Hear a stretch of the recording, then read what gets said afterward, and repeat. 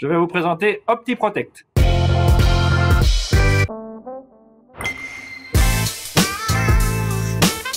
Alors le projet, ça a été de créer un outil d'aide à la décision pour mieux gérer l'usage des fongicides dans les céréales. Parce que l'utilisation des fongicides se fait en fonction de règles assez complexes. En fonction de la météo, de l'état de croissance des végétaux, d'un niveau de menace, des maladies.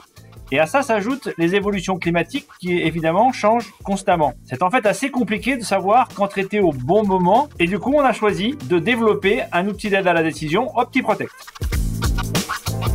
Ça correspond tout à fait aux exigences actuelles et aux attentes sociétales.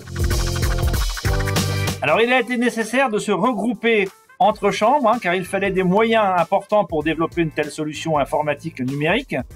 Le projet a été initié par la Chambre d'agriculture de région Île-de-France en partenariat avec le Conseil régional, qui était financeur de l'innovation. Mais l'élément clé a été d'embarquer avec nous 23 chambres d'agriculture dans l'aventure sous la forme d'un consortium au niveau des territoires. Nous sommes allés voir Arvalis qui a apporté son expertise technique sur la physiologie végétale et nous avons agrégé aussi notre outil de traçabilité Mes Parcelles qui est un outil national développé par notre réseau et nous avons connecté les deux ensemble pour établir le projet. Nous avons mis au point une première version, une V1 d'OptiProtect qu'on a testée sur le terrain. Puis nous sommes arrivés à une V2, V3 et une V4 qui est actuellement utilisée. Concrètement, l'agriculteur, sur son ordinateur, sa tablette ou son smartphone sur son tracteur, il a un OAD qui va lui permettre de savoir si, localement, c'est le moment de traiter ou non sa culture avec un fongicide, en fonction de paramètres locaux précis.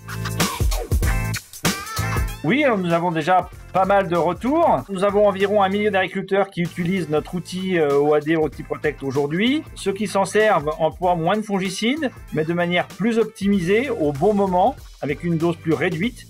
Et donc l'objectif est atteint. Alors nous continuons à enrichir la solution avec de nouvelles données pour la rendre encore plus efficace et aussi sur d'autres cultures. En parallèle, nous déployons cette solution auprès des agriculteurs.